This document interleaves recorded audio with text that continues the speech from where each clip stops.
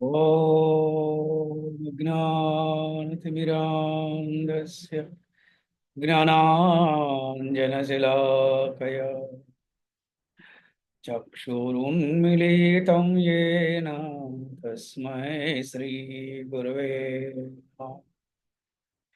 श्रीचैतन्यमनोभीष्टं स्थापितं येन भूतले स्वयं रूपः कदा मह्यं ददाति स्वपदान्तिकम्।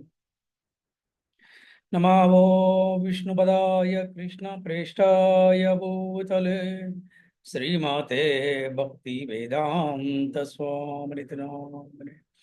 नमस्ते सरस्वतीदेवे गौरवाणी प्रचारिणे निर्विशेष शून्यवादी पाश्चात्यदेशतारिणे। जय श्री कृष्ण चैतन्य प्रभु नित्यानंद श्री अद्वैत गदाधर श्रीवासादि गौर भक्त वृंद। हरे कृष्णा कृष्ण कृष्ण हरे हरे, हरे राम राम राम हरे हरे। ओम नमो भगवते वासुदेवाय। ओम नमो भगवते वासुदेवाय। ओम नमो भगवते वासुदेवाय। ओम नमो भगवते भगवते वासुदेवाय। ओम नमो भगवते वासुदेवाय। ओम ओम नमो नमो भगवते भगवते वासुदेवाय। हरे భక్తులందరికీ శ్రీకృష్ణ శుభమస్తు. అలాగే ఈనాటి రామకథకు ఇచ్చేసిన భక్తులందరికీ కూడా ఆత్మీయ ఆహ్వాన పలుకుతున్నాం. హరే కృష్ణ. సో రామకథలో ఈరోజు మనం రెండవ రోజు చెప్పుకోబోతున్నాం. నిన్న మనము రామకథలో ఏమి చెప్పుకున్నామో ఎవరికైనా ఏమైనా గుర్తుంటే ఒకటి రెండు విషయాలు ఎవరైనా చెప్పగలుగుతారా?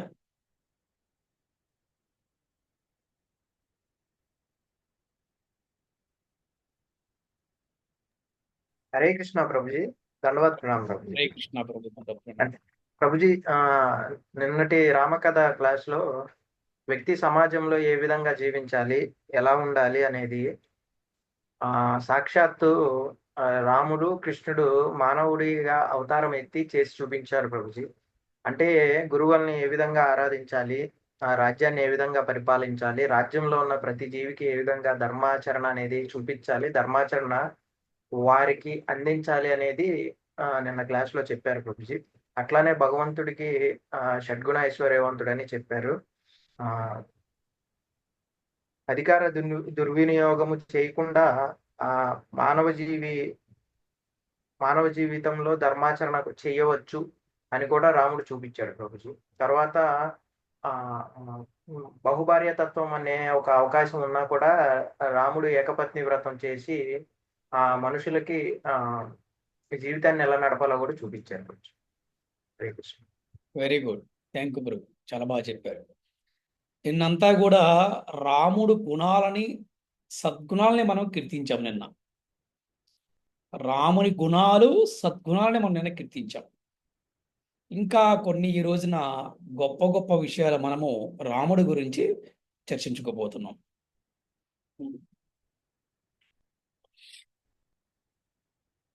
ఎప్పుడైతే మరి మన శ్రీరామచంద్రమూర్తి రావణుణ్ణి చంపవేశాడో సంహరించాడో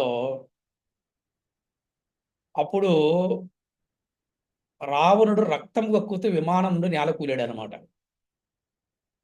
పుష్పవిమానం ఎక్కాను కదా, నన్ను ఎవరూ చంపలేరు అని అనుకున్నాడు.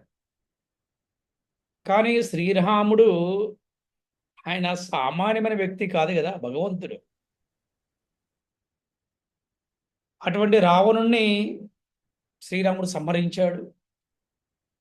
విమానం ఎక్కినా కూడా విమానంలో వెళ్తున్న వాడిని కూడా రాముడు సంహరించాడు. అంటే రాముడి యొక్క బాణము అంత గట్టిగుంటుంది. అందుకంటే రామ బాణం అంటారనమాట. నేను ఏదైనా పని చేస్తే రామ బాణంలా చేస్తానంటారనమాట. రామ బాణం అంత గొప్పదనమాట. ఎప్పుడైతే రక్తం కక్కుతూ అతను నేల మీద పడ్డాడో, నేల మీద పడినటువంటి రావణాసుని చుట్టూ అతని పత్నులందరూ అంటే భార్యలందరూ కూడా చేరారు. చేరి తీవ్రంగా విలిపిస్తున్నారు, ఏడుస్తున్నారు. ఏమనంటే, ప్రభు, లోకులకు కష్టాలను కలిగించ కారణంగా లోకులకు కష్టాలను కలిగించిన కారణంగా రావణుడు అని పిలువబడిన నీవు ఇప్పుడు పరాజితుడివై కూలిపోయావు. లోకులు కష్టాలు కలిగించి అందుకేమని రావణుడు అన్నారంట. ఆ? ఇప్పుడు ఏమయ్యావు? పరాజితుడు అయిపోయావు. అంటే నువ్వు ఓడిపోయావు. దీంతో పాటు మేము కూడా పరాజితులం అయిపోయాము. ఇప్పుడు లంకారాజ్యం అంతా ఏమైంది? శత్రువులది జయింపబడింది. సీతాదేవి ప్రభావాన్ని తెలుసుకోకుండా నీవు తప్పు చేశావు. సీతాదేవి ఎవరు? సాక్షాత్తు భగవంతుడి యొక్క భార్య. ఆ, అటువంటి సీతాదేవి గొప్పతనం తెలుసుకోకుండా, సీతాదేవి శక్తి తెలుసుకోకుండా నువ్వు తప్పు చేశావు. ఆమె శాప కారణంగానే శ్రీరామునిచే వధింపబడి నీకు ఇటువంటి దుర్దశ పట్టింది అని వారి భార్యలందరూ కూడా ఆ విధంగా విలపించారన్నమాట. ఆ తరువాత శ్రీరాముడు రావణుడికి తమ్ముడైన విభీషణుడికి శ్రీరాముడు ఆజ్ఞాపించాడు, మీ వారందరికీ నువ్వు అంత్యక్రియలు చేయమని చెప్పాడు అనమాట. ఆ విధంగా విభీషణుడు వారందరికీ అంత్యక్రియలు చేయడం జరిగింది. అప్పుడు శ్రీరామచంద్రుడు సీతాదేవిని చూస్తున్నాడు. సీతాదేవి అప్పుడు ఎలా ఉంది అంటే, అశోకవనంలో కూర్చొని ఉన్న సీతాదేవిని చూశాడు. ఆమె చిక్కిపోయి ఉంది. ఆమెని ఆ స్థితిలో చూడగానే శ్రీరాముని హృదయము ద్రవించిందనమాట. రామ దర్శనముతో సీతాదేవి ప్రసన్నరాలు కాగా ఆమె ముఖ కమలము ఆనందంతో వికసించింది. ఎంతో కాలం తర్వాత భర్తను చూస్తే ఎవరికైనా ఆనందం వస్తుంది కదా. శ్రీరామచంద్రుడు సీతాదేవిని అలా చూడంగానే బాధేసింది, ఇంత చిక్కిపోయి ఉందని. రామావతారానికి ముందు విష్ణుమూర్తి చెప్పారు లక్ష్మీదేవికి, నెక్స్ట్ రామావతారంలో నువ్వు సీతాదేవిగా ఒంటి మీద ఎటువంటి నగలు లేకుండా ఉండవలసిన అవసరం వస్తుంది. ఇప్పటి నుంచే నువ్వు ప్రిపేర్ అవ్వమని చెప్పాడంట విష్ణుమూర్తి. మరి లక్ష్మీదేవి ఎంత అలంకారంగా ఉంటుంది చెప్పండి మనందరికీ అమ్మ. అటువంటి లక్ష్మీదేవి అవతారం సీతాదేవిని చూసి శ్రీరామచంద్రుడు హృదయము ద్రవించింది ఆయన్ని.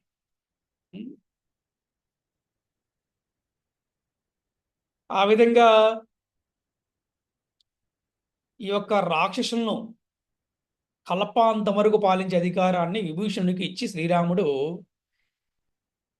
సీతాదేవితో కలిసి పుష్పక విమానంలో అయోధ్యకు తిరిగి వచ్చాడంట. అయోధ్యకు తిరిగి వచ్చాడు అంటే ఇక్కడ అయోధ్య ప్రస్తావన భాగవతములో కూడా ఉందన్నమాట, తెలుసుకోవాలి. అందుకే అయోధ్య అనేది సామాన్యమైనటువంటి ప్రదేశం కాదు. రాముడు లీలలు చేసినటువంటి ప్రదేశం. ఇంకా అయోధ్య గురించి చెప్పుకోవడానికి చాలా ఉన్నాయన్నమాట. జనరల్గా ఎవరన్నా శత్రువులు ఒక రాజ్యం జయించారనుకోండి, ఆ రాజ్యాన్ని జయించిన వాడే స్వాధీనం చేసుకుంటాడు. కానీ రాముడు అలా చేయలేదు. చాలా గుర్తుపెట్టుకోవాల్సిన విషయం. ఆ రాజ్యాన్ని విభీషణుడికి అప్పచెప్పాడు. ఆ రాజ్యాన్ని పరిపాలించమని అధికారం కూడా విభీషణుడికి ఇచ్చేశాడు. ఆ తర్వాత రాముడు సీతాదేవితో కలిసి పుష్పక విమానంలో అయోధ్య తిరిగి వచ్చాడు. ఎప్పుడైతే పుష్పక విమానంలో శ్రీరామచంద్రమూర్తి సీతా సమేత శ్రీరామచంద్రమూర్తి అయోధ్యకి తిరిగి వస్తున్నాడో వారితో పాటు హనుమంతుడు లక్ష్మణుడు కూడా వచ్చారు. శ్రీరాముడు అయోధ్య తిరిగి వచ్చే సమయంలో లోకపాలుడు సుగంధ పుష్పవృష్టిచే అభినందించగా బ్రహ్మాది దేవతలు అతని మహత్కార్యాలని మహాదానందంతో కీర్తించారన్నమాట. ఇంకా చెప్పాలంటే మనకు చెప్తారు, కథ కూడా ప్రచారంలో ఉందన్నమాట. శ్రీరాముడు అయోధ్యకు వచ్చిన సందర్భంగానే ఇంటింటికి దీపాలు వెలిగించి దీపావళిని సెలబ్రేషన్ చేస్తున్నారంటే మనకి ఒక చరిత్ర కూడా చెప్తుందన్నమాట. ఆహా మా రాముడు వస్తున్నాడు, ఓహో మన రాముడు వస్తున్నాడు అని చెప్పేసి అయోధ్యమంతా కూడా దీపకాంతులతో వెలిగిపోయిందంట. అలాగే రాముడు లేనప్పుడు భరతుడు కేవలం గోమూత్రంతో సిద్ధమైనటువంటి ఒక సాధారణమైన అన్నమని ఆయన తిని నారబట్టలు కట్టుకొని జుట్టు పెంచుకొని ఆయన కుశగ్రాస్యమే పడుకున్నాడంట. ఏంటి, ఒక యువరాజు, ఒక మహారాజు కొడుకు భరతుడు, అటువంటి వాడు ఎలా ఉన్నాడంటే, ఎందుకు, రాముడు లేడు కాబట్టి. రాముడు లేడు. అది అన్నదమ్ముల యొక్క ప్రేమ అంటే, అది అన్నదమ్ములంటే అలా ఉండాలి. కానీ ఈరోజు మనం చూస్తున్నాం అన్నదమ్ములు ఎలా ఉన్నారనేది. నా తమ్ముడు ఎటుపోతే నాకెందుకు అనుకుని అన్న ఉన్నాడు, నా అన్న ఎటుపోతే నాకెందుకు తమ్ముడు ఉన్నాడు అనమాట. చూసారా, అన్నగారు లేరు, అన్నగారు లేని రాజ్యం నాకెందుకు. అందుకే అన్నగారు పాదుకులనే సింహాసనం మీద పెట్టి నేను పరిపాలిస్తా అని చెప్పాడు అనమాట. అప్పుడు ఎంబడైతే శ్రీరాముడు తిరిగి వస్తున్నాడని వినగానే భరతుడు తన అన్న పాదుకలు తీసుకొని వచ్చాడనమాట. అన్నగారిని చూసి ఆయన పాదాల పడి ఆనంద బాష్పాలు వచ్చాయి. పాదుకలను సమర్పించాడు. సమర్పించిన తర్వాత ఇద్దరు కూడా చక్కగా ఆలింగనం చేసుకున్నారు, ప్రేమతో పొలగించిపోయారు. చాలా కాలం తర్వాత శ్రీరాముడు దర్శించిన వారే అయోధ్య ప్రజలందరూ కూడా పూమాలలు, అనేక రకాలైన బహుమతులు సమర్పించి తమ ఆనందాన్ని ప్రకటించారు. అయోధ్య అంటే శ్రీరాముడుకి ప్రాణం అన్నమాట. శ్రీరాముడు అంటే అయోధ్య ప్రజలందరూ కూడా ప్రాణం. ఎందుకంటే తన ప్రజలు ఎలా చూసుకుంటాడు, కన్న బిడ్డల వలె చూసుకుంటాడు. తన రాజ్యంలో ఎవరికి ఎటువంటి హాని జరగదు, తన రాజ్యంలో ఎక్కడ జీవహింస జరగదు. మరి అటువంటి ప్రజలకి తన ప్రభువు వస్తున్నాడు, తన రాజు వస్తున్నాడు, ఎంత ఆనందం ఉండదు చెప్పండి. ఆ విధంగా వారందరూ కూడా మంచి మంచి పెద్ద పెద్ద పూలదండలు, రకరకాల బహుమతులు ఇచ్చి వారి యొక్క ఆనందాన్ని వారు అందరూ ప్రకటించారు. అయోధ్యలో ప్రవేశించగానే శ్రీరాముడు కౌసల్య, అలాగే ఇంకా ఉన్న పితరులందరూ కూడా, అలాగే గురువులకు కూడా నమస్కరించాడు. చూడండి, శ్రీరాముడు జనరల్గా మనం ఎలా ఉంటామంటే, మనకి కొద్ది కష్టం వచ్చింది అనుకోండి, మనం ఎవరితో మాట్లాడడం, ఎక్కువ మంది మూడీ ఫెలోలాగా ఉంటాం. కానీ రాముడు అలా కాదు. తను అరణ్యవాసానికి వెళ్ళటానికి కారణమైన వారిని కూడా ఆయన ప్రేమగానే చూశాడు అనమాట. అది రాములో ఉన్న గొప్పతనం అనమాట. శత్రువును కూడా మిత్రులా చూస్తాడు, అది రాములో ఉన్న గొప్పతనం. అది ఎవరి వల్ల కాదనమాట. ఆ విధంగా శ్రీరాముడు కౌసల్య కనతలికే కాకుండా వారి పినతలుడికి, అలాగే మరి గురువులకు కూడా ఆయన నమస్కరించాడు. తర్వాత అందరూ కూడా రాజమందిరంలోకి వెళ్ళారు. తర్వాత కులగురువు వశిష్ఠుడు శ్రీరాముడి యొక్క జడలను కత్తిరింపజేసి 4 సముద్రాల జలాలతోటి, ఇతర సంబరాలతోటి ఆడికి రాజ్యాభిషేకం చేశారు. చక్కగా రాముడికి మంచి వస్త్రాలు ధరించారు, పూమాలలు వేశారు, ఆభరణాలుతో అలంకరించారు. దేదీప్యమానంగా ఆయన వెలిగిపోతున్నాడు అన్నమాట. ఆ తర్వాత శ్రీరామునికి రాజ్యాభిషేకం జరిగింది. ఆ తర్వాత రాజసింహాసనాన్ని అధిరోహించిన శ్రీరామచంద్రుడు ప్రజలని కన్న బిడ్డల వలె కాపాడాడు. ఈ ప్రజలందరూ కూడా వర్ణాశ్రమ ధర్మాల్లో నెలకొన్న వారే శ్రీరాముని తమ తండ్రిగా భావించారు. ఇక్కడ వర్ణాశ్రమ ధర్మం అనేది చాలా ముఖ్యమైనది మానవ జీవితానికి. ఉం? వర్ణాశ్రమ ధర్మము ఏమిటి? వర్ణాశ్రమ ధర్మము మీరు వినే ఉంటారు. మళ్ళీ ఇంకొకసారి తక్కువ సమయంలో మీ అందరూ చెప్పడానికి ప్రయత్నిస్తాను. ఈ వర్ణాశ్రమ ధర్మము అంటే మీరు చూస్తే కనుక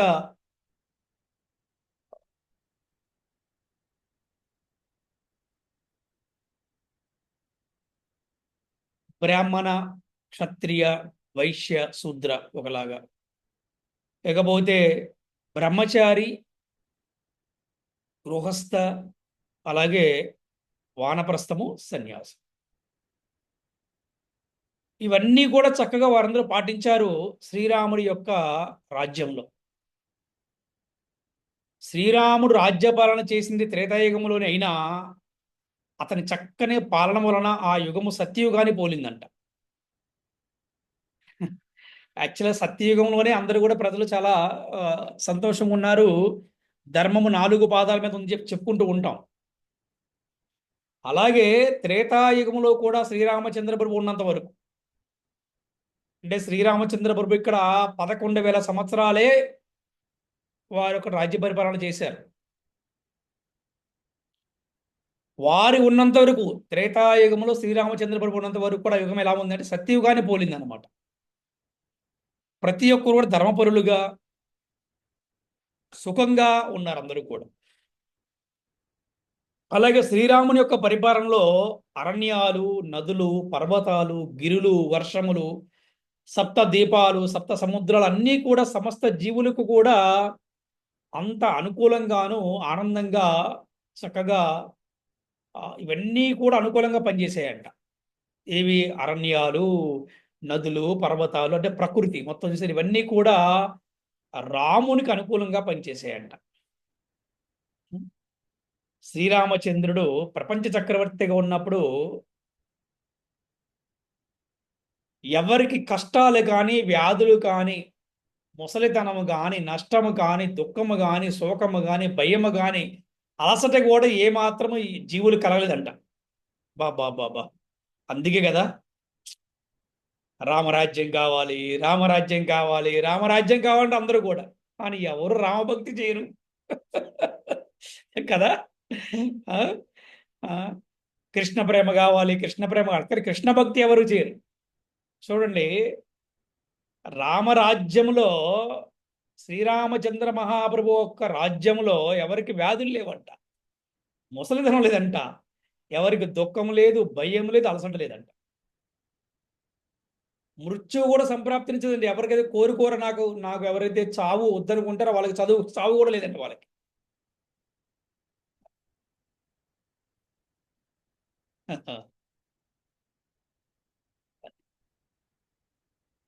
ఆ విధంగా శ్రీరాముడు ఏకపత్ని వ్రతాన్ని కూడా అవలంబించాడు. శ్రీరాముడు ఏకపత్ని వ్రతాన్ని అవలంబించడం అంటే ఎంత గొప్ప విషయం తెలుసండి. ఎందుకంటే క్షత్రియులకి, రాజులకి బహుభార్యను స్వీకరించడానికి వారికి అధికారం ఉన్నది. అయినప్పటికీ కూడా ఆయన ఏకపత్ని వ్రతాన్ని ఆయన అవలంబించాడు. అది రాముల్లో ఉన్న గొప్ప గుణం అన్నమాట. అలాగే వారి యొక్క కలాపాల ద్వారా జనసామాన్యానికి, ముఖ్య గృహస్థులకు వర్ణాశ్రమ ధర్మం దృష్ట్యా ఉత్తమ నడవని బోధించాడు. గృహస్థులకు అంటే ఏంటంటే వర్ణాశ్రమంలో ముఖ్యమైన విషయం ఏంటంటే చాలా ఇంపార్టెంట్. మనకి మొట్టమొదటి బ్రహ్మచర్యం అయినా కూడా గృహస్థాశ్రమం అని చాలా ఇంపార్టెంట్. గృహస్థాశ్రమం నుండి ఇంటికే పరిమితమైపోయి బంధువులకి, స్నేహితులు, కుటుంబ సభ్యులకి పరిమితమైపోకుండా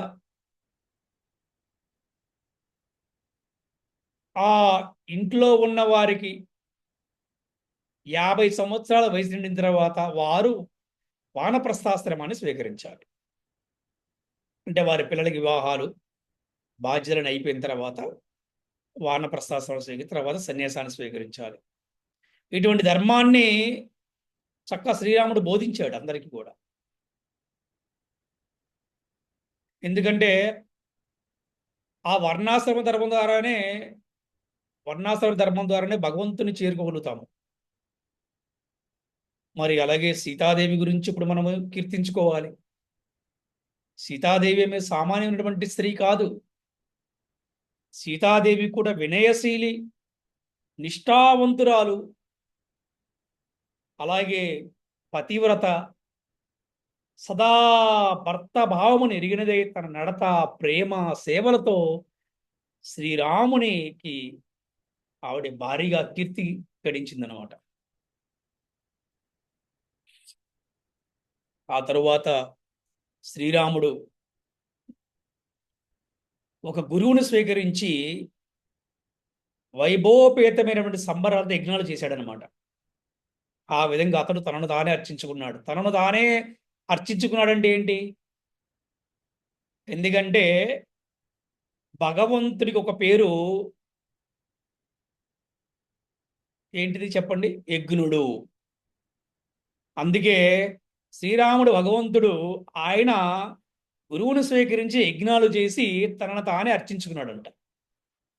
ఎందుకంటే మానవ జన్మ తీసుకున్నాం కాబట్టి ఆ విధంగా చేయాలి. కాబట్టి శ్రీరాముడు మానవ జన్మలో మానవ కర్మలని ఆయన ఆచరించాడు అనమాట.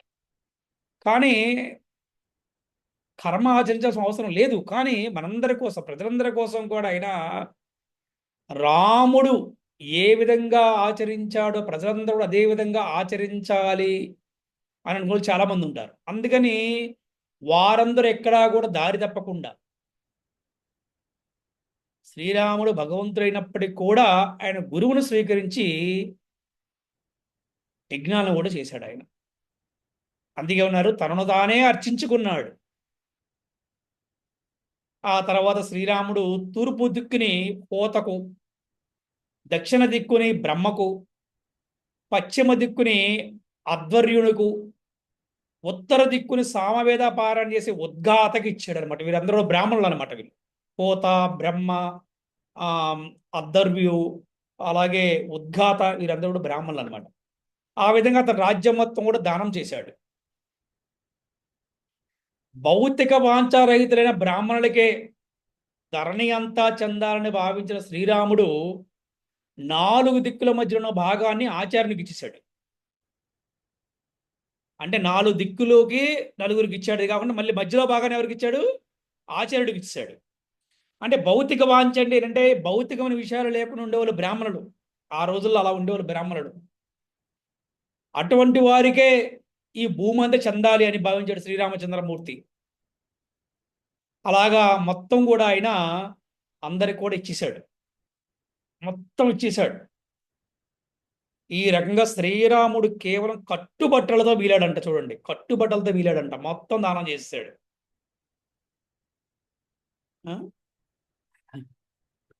శ్రీరామచంద్రమూర్తి ఆ విధంగా తన కుటుంబంతో తమకే ఇచ్చివేసి కట్టుబట్టలతో మిగలడం చూసిన బ్రాహ్మణులు అతి ప్రసన్నులయ్యారంట. అబ్బాబాబా, రాముడు అంటే ఇది కదా, అబ్బా అబ్బాబ్బా, ఇది కదా రాముడి యొక్క దయ అంటే, ఇది కదా రాముడు అంటే కరుణ అంటే, ఇది కదా రాముడి యొక్క ప్రేమ అంటే అని వారందరూ బాగా ప్రసన్నులైపోయారంట. వారంతా హృదయంతో వారు ప్రేమతో నిండిపోయింది వారందరూ కూడా. మళ్ళీ వాళ్ళందరూ కూడా భక్తితో శ్రీరాముడికి ప్రార్థన చేసి మళ్ళీ శ్రీరాముడికి అన్ని కూడా ఇచ్చేసారని తిరిగి మొదలు. చూసారా? అది భగవంతుడి యొక్క గొప్పతనం అంటే, అది ఆ ఒక్క బ్రాహ్మణుల యొక్క గొప్పతనం అంటే.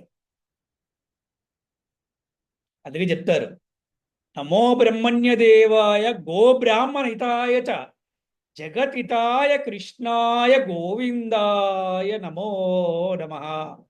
బ్రహ్మణ్యదేవుడు అంటే భగవంతుడికి బ్రాహ్మణులన్నా, గోవులన్నా, అలాగే అందరూ జీవులన్నా వారికి చాలా ప్రియాతి ప్రియం అనమాట. జగతితాయ కృష్ణాయ గోవిందాయ నమో నమః. అందరికి కూడా హితాన్ని చేకూర్చేవాడు ముఖ్యంగా బ్రాహ్మణులకి, గోవులకి అనమాట. ఆ విధంగా బ్రాహ్మణులందరూ కూడా శ్రీరాముడికి మళ్ళీ తిరిగి మొత్తం ఆరికి సమర్పించారంట. ఇక్కడ ఏం తెలుసుకోవాలంటే, బ్రాహ్మణులకి ఎవరైనా దక్షిణలు ఇచ్చినా, బ్రాహ్మణులకి ఎవరైనా కానుకలు ఇచ్చినా వాళ్ళు తిరిగి ఎవరికి వాళ్ళు మళ్ళీ భగవంతుడికి అర్పించాలి. సర్వం కృష్ణార్పణం. బ్రాహ్మణులు ఎవరండి? ఈ కలియుగంలో ఎవరైతే కృష్ణ భక్తి చేస్తారో వారిని బ్రాహ్మణులుగా పరిగణిస్తారని మనకు శాస్త్రం చెప్తుంది. దేవా విశ్వేశ్వర, నీవు మాకు ఏమీ ఇవ్వలేదు. మా హృదయ కుహారాలలో ప్రవేశించిన వాడే నీవు అజ్ఞాన అంధకారాన్నే నశింపచేశావు. ఇదే మాకు దివ్యమైన కానుక. అంతగా ఇంకేం కావాలి? అజ్ఞానాన్ని తొలగించి అంతకన్నా మాకు ఇంకేం కావాలి? ఇక మాకు ఎటువంటి లౌకిక వరదానము ఇవ్వవలదు, మాకేం వద్దు. నీవు ప్రభువు, నీవు బ్రహ్మణ్య దేవుడువు. నీ జ్ఞానము స్మృతి ఏనాడును చింతచే కలత చెందదు. విశ్వవిఖ్యాతులైన పురుషులలో నువ్వు ప్రధానుడువు. నీ పాద పద్మాలు దండనాతీతులైన మునులచే అర్చింపబడతాయి. హే రామచంద్ర ప్రభు, అటువంటి మీకు మా వందనములు. ఈ విధంగా బ్రాహ్మణులందరూ కూడా భగవంతుని ఆ విధంగా కీర్తించారంట. వినటానికి చాలా బాగుంది కదా. మనకి వినటానికి ఎలా ఉంటే అక్కడ ప్రత్యక్షంగా ఇదంతా చూస్తున్నటువంటి లక్ష్మణుడికి, హనుమంతుడికి ఎంత ఎంత అక్కడున్న ప్రజలకి ఎంత బాగుంటుందో, వాళ్ళు ఎంత అదృష్టం ఉందో చెప్పండి.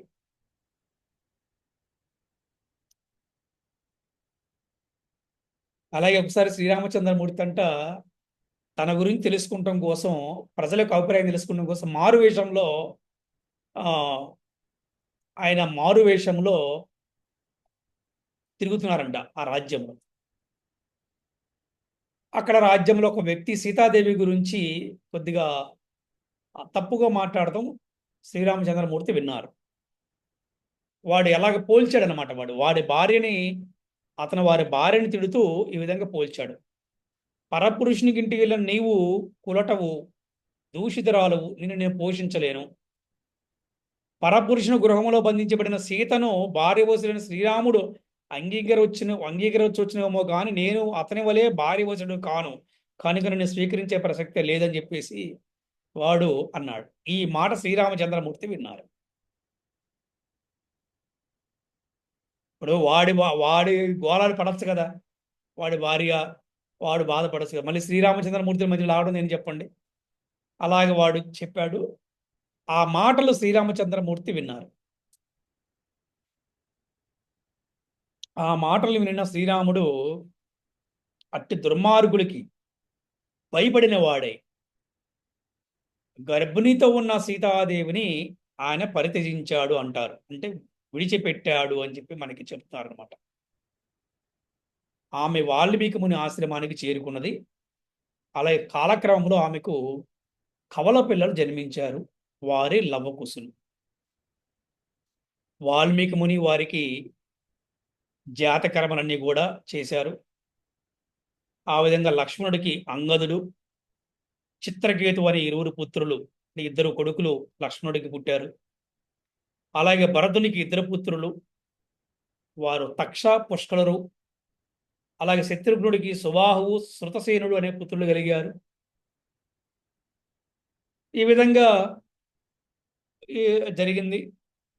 తర్వాత భరతుడు దిగ్విజయ యాత్రకి వెళ్ళినప్పుడు గంధర్వులను జయించి అపారమైన సంపదని శ్రీరాముడికి సమర్పించాడు. ఆ విధంగా ఈ యొక్క సీతాదేవి తన పుత్రులను వాల్మీకి ముని రక్షణ నిలిపి శ్రీరాముని పాదపద ధ్యానిస్తూ భూమిలోకి ప్రవేశించింది సీతాదేవి. ఎప్పుడైతే సీతాదేవి భూమిలోకి ప్రవేశించిన వార్త విన్న శ్రీరాముడు దుఃఖాన్ని ఆపుకోలేకపోయాడు.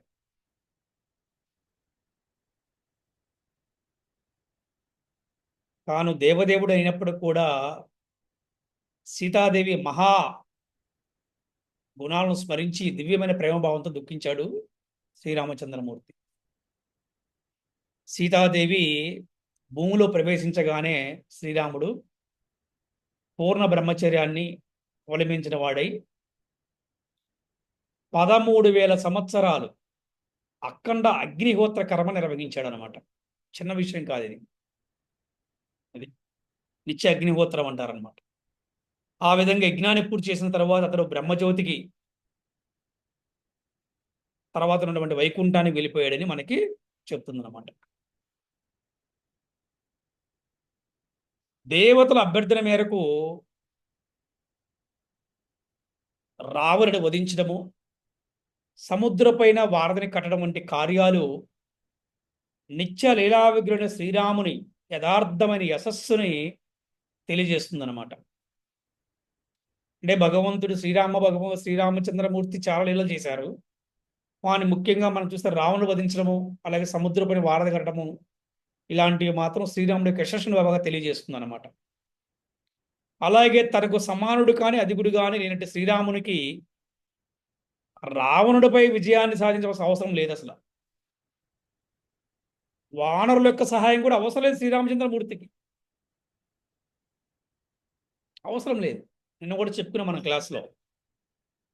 కానీ మానవ జన్మ తీసుకున్నప్పుడు మానవులని కర్మలు చేయాలి అని మనకి రాముడు, కృష్ణుడు వారు కర్మలను చేసి ఆచరించి మనకు చూపించి వెళ్ళారనమాట. ఆ విధంగా మరి రామచరితమును మార్కండ ఋషులైనటువంటి మహనీయులు, ధర్మరాజు వంటి చక్రవర్తులు కూడా వారి సభలో కీర్తించేవారంట రాముడి గురించి. ఆ విధంగా రాజర్షులు, బ్రహ్మరుద్ర దేవతలు అందరూ కూడా వారి యొక్క తలని నేలవాల్చి శ్రీరాముడికి పాదబద్ధాలకి వారందరూ కూడా వందనాలు చేశారన్నమాట. ఆ విధంగా శ్రీరామచంద్రమూర్తి స్వధామానికి తిరిగి వెళ్ళాడు. ఆయన స్వధామానికి వెళ్ళాడు ఆయన. ఏంటి, అంతేగాని రాముడు చనిపోయాడు, కృష్ణుడు చనిపోయాడని ఎవరిని అంటే వారికి మహా పాపం వస్తుందన్నమాట. శ్రీరామచంద్ర మహాప్రభు అంతర్ధానమయ్యారు అంటే బాగుంది, స్వధామానికి వెళ్ళారంటే బాగుంది. శ్రీకృష్ణుడు అంతర్ధామానికి వెళ్ళాడంటే బాగుంటుంది, అంతర్ధానమయ్యారంటే బాగుంటుంది. శ్రీకృష్ణుడు స్వధామానికి వెళ్ళారంటే బాగుంటుంది. కానీ శ్రీకృష్ణుడు చనిపోయాడు, శ్రీరాముడు మరణించాడు అని ఎవరైతే అంటారో వారికి వాక్కు దోషం వస్తుంది, మహాపాపం వస్తుంది. వచ్చే జన్మల వారు మోగవారై పుడతారు.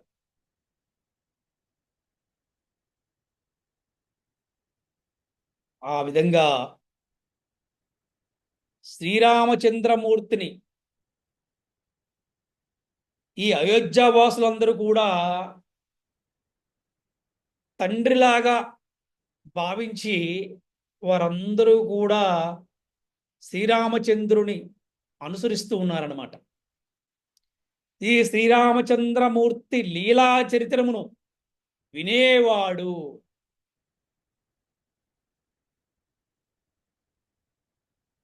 ఎన్నో రోగాల నుంచి బయటపడతాడంట, ఎన్నో భవబంధాల నుంచి బయటపడతాడంట. మనకి భాగవతం చెప్తుంది. హరే కృష్ణ హరే కృష్ణ కృష్ణ కృష్ణ హరే హరే, హరే రామ రామ రామ హరే. వాంఛాకల్పతరుభ్యశ్చ కృపా సింధుభ్యేవ చ పతితానాం పావనేభ్యో వైష్ణవేభ్యో నమో. అనంతకోటి వైష్ణవ భక్త బృందకి జై. శ్రీరామనవమి మహామహోత్సవకి జై. హరి హరి హరే కృష్ణ.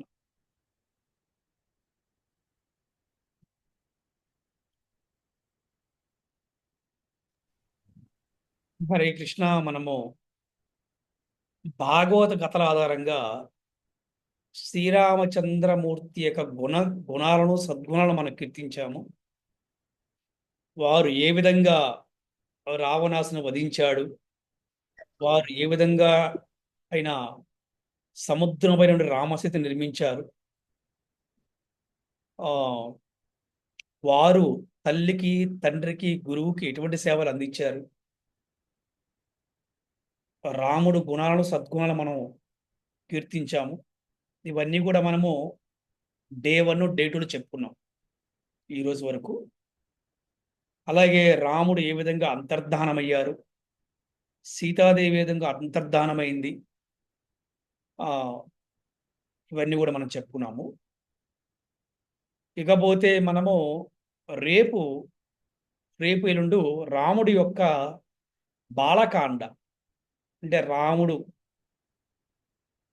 ఎలా అవతరించాడు, రాముడు అవతారానికి సంకల్పం చేసింది ఎవరు, రాముడు వచ్చిన కార్యం ఏమిటి, ప్రధానమైన కార్యం ఏమిటి మనకు తెలిసిందే కదా. భగవంతుడు అవతారానికి ప్రధానమైన కారణం ఏమిటి అంటే మనందరూ తెలిసిందే కదా. చెప్తారు ఎవరైనా? సాధు రక్షణ దుష్ట శిక్షణ గురూజీ. ఎస్. హరే కృష్ణ గురుజీ. ధర్మాయ సాధువు రక్షించడానికి, దుర్మార్గం శిక్షించడానికి, సాధునాయ చ దుష్కృతాం ధర్మ- ధర్మ సంస్థాపనార్థాయ సంభవామి యుగే యుగే. సాధువును రక్షించడానికి, దుర్మార్గు నశింప చేయడానికి, ధర్మమును పునఃస్థాపించడానికి యుగయుగమున నేను అవతరిస్తానని చెప్పి శ్రీకృష్ణ భగవానుడు భగవద్గీత 4వ అధ్యాయములు 8వ శ్లోకంలో చెప్తున్నారు. భగవంతుడు రావటానికి భగవంతుణ్ణి ఎవరొకరు ప్రార్థించాలి, ఎవరెవరు సంకల్పం చేయాలి. అలా ఎవరు ప్రార్థించారు, ఎవరు సంకల్పం చేశారు, ఏ విధంగా శ్రీరామచంద్రమూర్తి అవతరించారు, ఇటువంటి విషయాలన్నీ కూడా మనము రేపు ఎల్లుండి చెప్పుకుందాం. అంటే నిన్న ఈరోజు అంటే క్లుప్తంగా ఒక ఓవరాల్గా జనరల్గా మనం చెప్పుకున్నాం అనమాట. రేపు ఎల్లుండి చక్కగా బాలకాండల గురించి మనం చక్కగా చర్చించుకునే ప్రయత్నం చేద్దాం. హరే కృష్ణ. అలాగే ఈరోజు జరిగినటువంటి రామకథలో మీకు ఎవరికైనా ప్రశ్నలు అడగవచ్చు, ఏమైనా సందేహాలు అడగవచ్చు. అలాగే ఈరోజు రామకథలో మీరు తెలుసుకున్నటువంటి మోరల్ ఏంటి, ఈ రామకథ ద్వారా మీకు ఏమర్థమైంది, మీరు తెలియచేయవచ్చు, మీరు చెప్పవచ్చు కూడా. హరే కృష్ణ. కృష్ణావతారములు Recording ఎందుకు in ప్రభుజీ? progress. 10,108 మంది భార్యలు అంటారు కదా ప్రభుజీ. ఆ, అవును అవును. చెప్పండి ప్రభుజీ, ఎందుకు ఆ అవతారములు అట్లా అలా ఎందుకని? యా చాలా మంచి ప్రశ్న అడిగారు మీరు.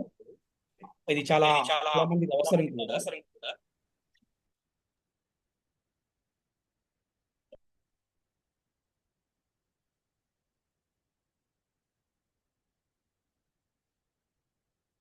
కృష్ణావతారంలో ఎవరైతే ఆ, శ్రీకృష్ణ భగవానుడు వివాహం ఆడాడో వారందరూ కూడా త్రేతాయుగంలో వారందరూ కూడా మునులు. ఎందుకంటే రాముడు అందగాడు. ఆ రాముడు కృష్ణుడు కూడా ఒకటే వర్ణం, వారిది వర్ణం ఒకటే, అంటే నీలమేఘ వర్ణంతో వాళ్ళు ఆవిర్భవించారన్నమాట. అంటే భగవంతుడి రూపం ఉన్నది, శాశ్వతమైన రూపం. ఆ రూపం పేరంటే నీలమేఘ శ్యామసుందరుడు. అటువంటి వర్ణము చాలా ఆకర్షణీయంగా ఉంటుంది, చాలా అందంగా ఉంటుంది, ఎవరినైనా ఆకట్టుకుంటుందంట, నాస్తికుని కూడా ఆకట్టుకుంటుందండి. అటువంటి గొప్ప అందం అన్నమాట. అలాగే కేవలము బాహ్యమైన అందమే కాదు, ఒక వ్యక్తి ఎప్పుడైనా ఎందుకు అంత అందంగా కనపడతాడంటే ఆయనలో ఉన్న గుణాలు. సర్వజీవులని కూడా దయతో, కరుణతో, ప్రేమతో కలిగి ఉంటాడు కాబట్టి రాముడు అంత అందగాడు.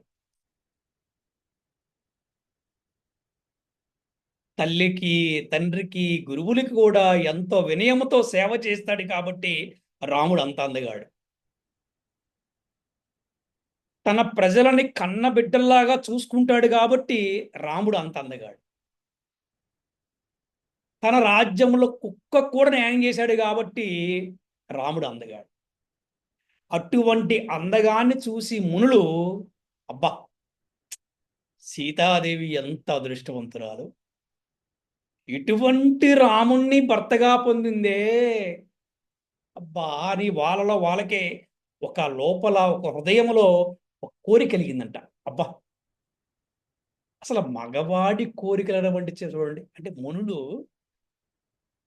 కోరిక కలిగిందంటే కారణం ఏంటంటే అంత గొప్పవాడు రాముడు. అంతేగాని మునులు చెడ్డవారు కాదు అని కాదు ఇక్కడ విషయం. మనం అంటే రాముడు అంత గొప్పవాడు కాబట్టి మునులకే వాళ్ళకు ఒక రకమైన ఆ ప్రేమ కలిగింది అనమాట. హృదయంలో ప్రేమ కలిగింది. అది కామం కాదనమాట, ప్రేమ కలిగింది అనమాట.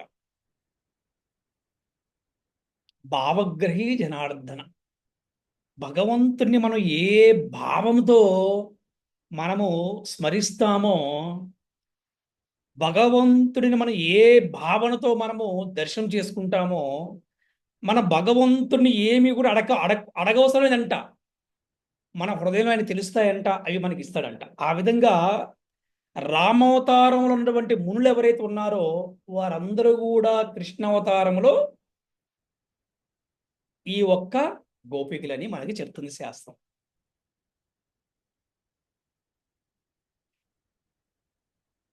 ఇక్కడ క్లారిటీ ఉందా మాతాజీ మీకు? హరే కృష్ణ ప్రభు, క్లారిటీ వచ్చింది ప్రభుజీ. ఇంకో క్లారిటీ అందరూ అప్పుడు కోరిన కోరికలు గోపికల రూపంలో వస్తారు, వచ్చారు. అలాగే ఇంకా చక్కగా ఇంకా చెప్పాలంటే ఈ ఒక్క 16,108 భార్యలు, ఆయన 8 మంది వివాహం చేసుకున్నాడు మనకు తెలుసు. మరి 16,001 మంది ఎలా వచ్చారు అంటే, ఈ 16,001 మంది వీరందరూ కూడా యువరాణులు, అంటే ఒక రాజు యొక్క రాజకన్యలు వీళ్ళందరూ కూడా. ఒక రాక్షసుడు వీళ్ళందరినీ కూడా బంధించి, వీళ్ళందరినీ కూడా తీసుకుని వెళ్ళి బంధించి వాడు శారీరకంగా మానసికంగా వీరిని హింసిస్తున్నాడు. అప్పుడు వాళ్ళందరూ కూడా కృష్ణుని ప్రార్థించారు. కృష్ణుని ప్రార్థించే బాటికి కృష్ణావతారం ఎందుకు నాయన అంత గొప్పది అంటుంటారు అందరూ కూడా. విష్ణు అవతారం కన్నా రామావతారం మిన్నా, రామావతారం కన్నా కృష్ణావతారం మిన్నా అని చెప్తారు. కృష్ణావతారం లాంటి ఇంకొక అవతారము ఉండదు అంటే రాబోదని కూడా చెప్తారు మనకి ఆచార్యులు. ఎందుకంటే ద్వాపర యుగంలో కృష్ణుడు ఎవరు ఆపదలో ఉండి కృష్ణాన్ని పిలిచినా వచ్చేసేవాడు అంట. పూజలు లేదు, పునస్కారం లేదు, మంత్రాలు ఏం అవసరం లేదు, కేవలం ఆర్తి. ఆర్తి అంటే ప్రేమతో కృష్ణ అంటే చాలు వచ్చేసేవాడు అంట. అందుకే కృష్ణావతారం అంత గొప్పది. అంటే సహాయం కోరిన వారికి సహాయం చేయడం కోసం తన మీద నిందన పట్టినా కూడా భరించాడు, తన్ని అవమానించినా భరించాడు. తనను ఆశ్రయం కోరిన వారిని ఏ విధంగా రక్షిస్తాడు అని చెప్పడానికి గొప్ప ఉదాహరణ అన్నమాట. 16,001 మంది రాజకన్యలని వాడు హింసిస్తూ ఉంటే శారీరకంగా మానసికంగా, వాళ్ళందరూ కృష్ణాని ప్రార్థిస్తే వారిని కాపాడటం కోసం వెళ్ళి ఆ రాక్షసుని చంపి వారందరిని కాపాడితే, కృష్ణ నీకు 1,000,000,000 వందనాలు, మేము ఇప్పుడు పతితలం అయిపోయాం కదా, ఇప్పుడు మా పరిస్థితి ఏమిటి కృష్ణ, మమ్మల్ని ఎవరు వివాహం చేసుకుంటారు, మాకు సమాజంలో ఎవరు గౌరవిస్తారు, పతితలం అయిపోయాం కదా మేము. అందుకని కృష్ణ నీవే మాకు దారి చూపించాలి, నీవే మమ్మల్ని భార్యలుగా స్వీకరించాలని వేరుకున్నారు. అప్పుడు కృష్ణ భగవానుడు వారందరినీ భార్యలుగా స్వీకరించి వారందరికి భార్య స్థానాన్ని ఇచ్చాడు. అది నా కృష్ణుడి గొప్పతనం, అది మన కృష్ణుడి గొప్పతనం. తన మీద నింద పడ్డా కూడా పట్టించుకోకుండా వారందరినీ స్వీకరించి వారందరికి భార్య స్థానాన్ని ఇచ్చాడు. అలాగే కాదు ఉండే స్థానం ఇవ్వటమే కాదు, ద్వారకా నగరంలో 16,108 భార్యలకి ఒక్కొక్క భార్యకి ఒక రత్నాల భవనాన్ని కట్టించాడు. ఎవరిని తక్కువగా చూడలేదు, ఎవరిని అందరినీ సమానంగా చూశాడు. సమాజంలో కూడా మనం చూస్తే ఎవరన్నా అతను దురదృష్టవశాస్తు పాపం ఏదో 2 భార్యలు ఉన్నారనుకోండి, పాపం ఎవరికన్నా అతను 2 భార్యలు సమానంగా చూడలేడు. మనం కొన్ని కుటుంబాల్లో చూడటం చాలా కష్టం అది. కానీ శ్రీకృష్ణ భగవానుడు అందరినీ సమానంగా చూశాడు అనమాట. గొల్లవాడు అంటే పడ్డాడు, గోవుల్ని కాసేవాడన్నాడు అంటే పడ్డాడు, అవమానాలు భరించాడు. పాండవుల పక్షపాతి అంటే ఆయన భరించాడు. ఎన్ని అవమానాలు పడ్డాడు, కానీ ఎన్ని అవమానాలు పడ్డా కూడా తనను ఆశ్రయించిన వారిని ఆయన అందరినీ కాపాడాడు. అనన్యా చింతయంతో మాం ఏ జనా పర్యుపాసతే తేషాం నిత్యాభియుక్తానాం యోగక్షేమమామ్యం.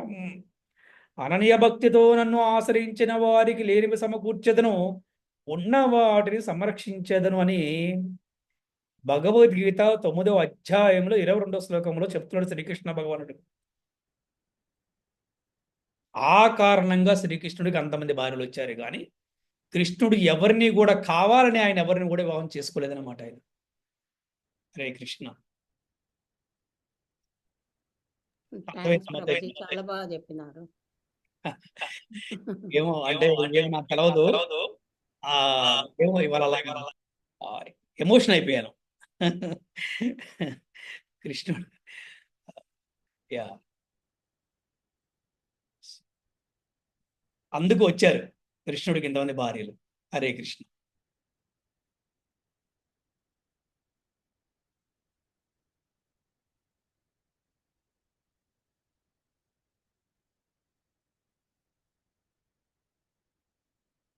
హరే కృష్ణ. పాయింట్లు చెప్పడానికి ప్రయత్నిస్తాను ప్రభుజీ. యుద్ధం తర్వాత రామచంద్రుడు రావణాసురుని యుద్ధంలో ఓడించడం ద్వారా అతను పుష్పక విమానంలో నుండి కింద పడి మరణిస్తాడని చెప్పారు ప్రభుజీ. ఆ తర్వాత ఆ లంకా రాజ్యాన్ని అతని తమ్ముడు అయిన విభీషణుడికి ఇచ్చి కల్ప అంతం వరకు పరిపాలించమని చెప్పి సీతామాతతో తిరిగి అయోధ్యకి పయనమవుతారు ప్రభుజీ.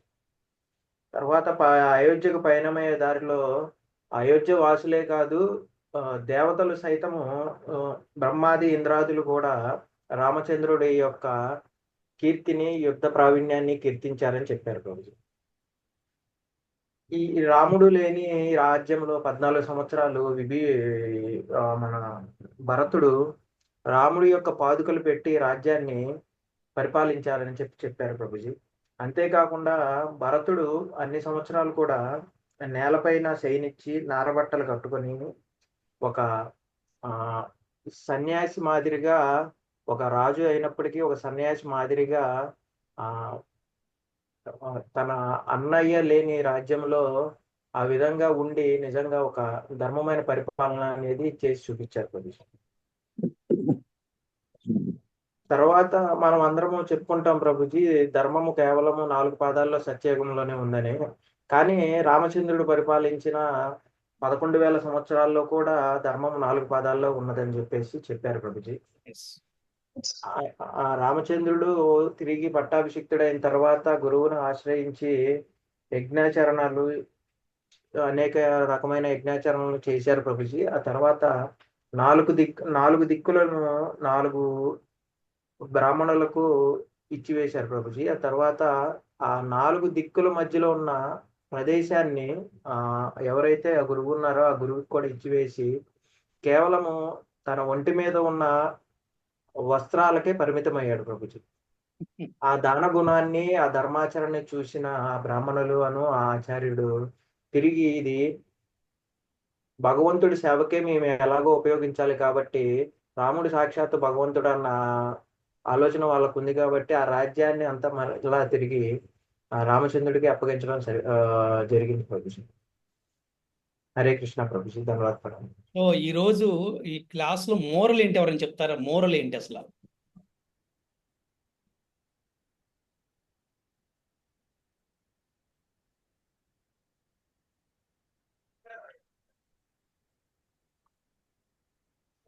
నమస్తే గురూజీ.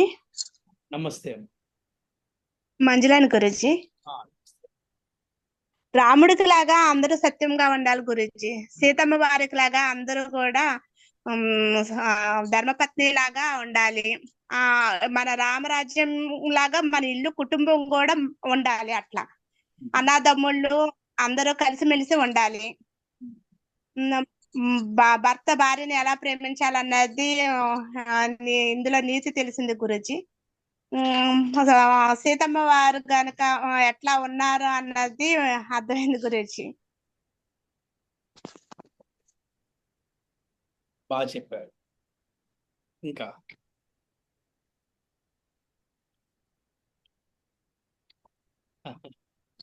హరే కృష్ణ ప్రభుజీ. ప్రణామాలు ప్రభుజీ. ధన్యవాద ప్రణామాలు ప్రభుజీ. పెద్ద ప్రణామం మాతాజీ. హరే కృష్ణ. అంటే రావణాసురుని చంపిన తర్వాత తన ఆ రాజ్యాన్ని రాముడే తీసుకోవచ్చు ప్రభుజీ.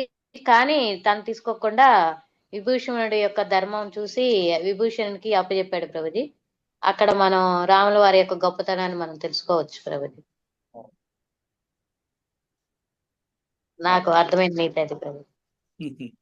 ఆయన యొక్క రాజ్యంలో దుఃఖాలు గాని శోకాలు గాని ఏమీ లేవు అన్నారు ప్రభుజీ.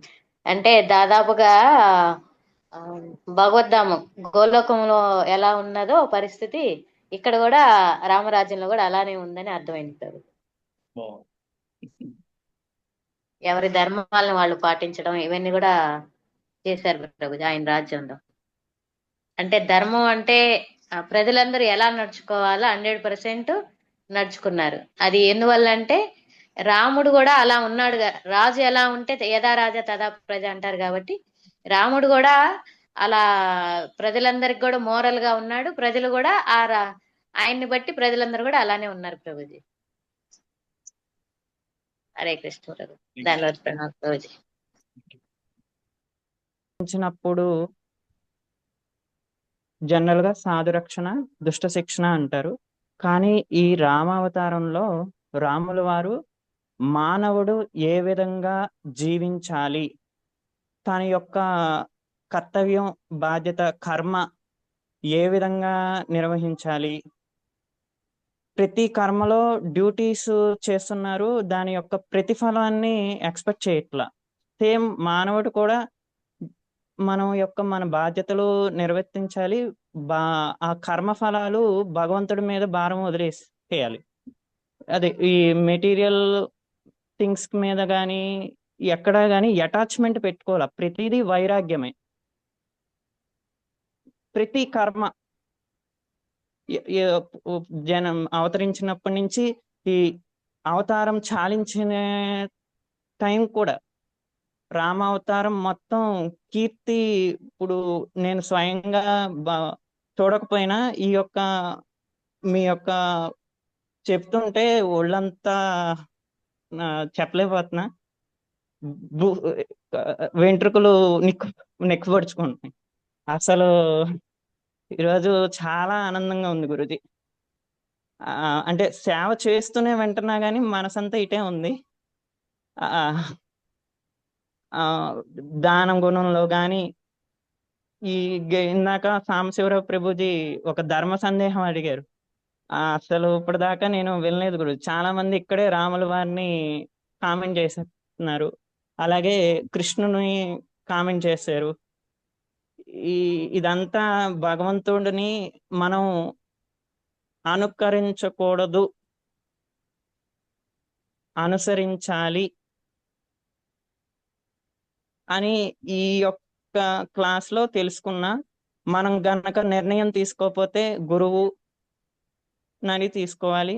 సొంత నిర్ణయాలు తీసుకుంటే మనం పతనమైపోతాం, మన వల్ల లాభం లేదు. రాముల వారు ప్రతిదీ గురువు, తల్లిదండ్రులు గురువు, అలాగ ప్రతిదీ ఎక్కడ ఇంత లోపం కూడా చూపించకుండా పర్ఫెక్ట్ గా మానవుడు జన్మ ఎలాగా నేర్చుకోవాలో, ఎలా ఫాలో అవ్వాలో ఈ యొక్క రామావతార కథలో నేను ఈ 2 రోజులు తెలుసుకున్నా గురుజీ. హరే కృష్ణ. హరే కృష్ణ గురుజీ. ధన్యవాదాలు. హరే కృష్ణ. Thank you. జరిగిన క్లాస్ రామకథ డే 2 నుంచి నేనేం తెలుసుకున్నాను అంటే, యుద్ధం అయిన తర్వాత రాముడు సీత తిరిగి రావడం చూసి భరతుడు అలాగే అక్కడ ప్రజలు వారితో పాటు సమస్త దేవతలందరూ కూడా వచ్చి చూడటం ఆశ్చర్యంగా ఉంది. అండ్ అలాగే రామరాజ్యంలో ప్రకృతి మొత్తం రాముల వారికి ఎప్పుడు అనుకూలంగానే ఉండేది అని తెలుసుకున్నాను గురూజీ. జనరల్ గా త్రేతాయుగంలో ధర్మం అనేది 3 పాదాల మీద ఉంటుంది అంటారు. కానీ రామరాజ్య పాలన సమయంలో మాత్రం ధర్మం అనేది సేమ్ సతయుగం లాగానే 4 పాదాల మీద ఉంది. ఎందుకంటే ఇక్కడ రాముల వారు అసలు రామునికి కర్మలు చేయవలసిన అవసరమే లేదు. కానీ ప్రజలందరినీ ఒక మంచి మార్గంలో ఉంచడానికి తనను తానే అర్పించుకొని ఒక గురువుని స్వీకరించి తల్లిదండ్రుల ఆదేశాలను పాటిస్తూ ఏకపతివ్రతుడుగా ఉంటూ వర్ణాశ్రమ పద్ధతిని ఎలా పాటించాలో చూపిస్తూ స్వయంగా భగవంతుడైనా గాని కర్మ సిద్ధాంతాన్ని పాటించి అందరికీ చూపించారు గురూజీ. ఇది ఈ రోజు జరిగిన క్లాస్ నుంచి నేను తెలుసుకున్నాను గురూజీ. హరే కృష్ణ గురూజీ. హరే కృష్ణ. Very good. ఇంకా బాగా చెప్పారు. హరే కృష్ణ. హరే కృష్ణ. హరే కృష్ణ హరే హరే హరే హరే రామ హరే రామ రామ హరే కృష్ణ హరే కృష్ణ కృష్ణ హరే హరే రామ రామ రామ హరే హరే కృష్ణ హరే కృష్ణ కృష్ణ హరే రామ రామ హరే హరే హరే కృష్ణ కృష్ణ కృష్ణ హరే. హరే కృష్ణ గురూజీ. దండవత్ ప్రణామ్ గురూజీ. థ్యాంక్ యూ గురూజీ. హరే కృష్ణ గురుజీ దండవత్ ప్రణామం. Thank you Guruji. హరే కృష్ణ ప్రభుజీ దండవత్ ప్రణామం. ప్రభుజీ ధన్యవాదాలు Prabhuji. Thank you very much.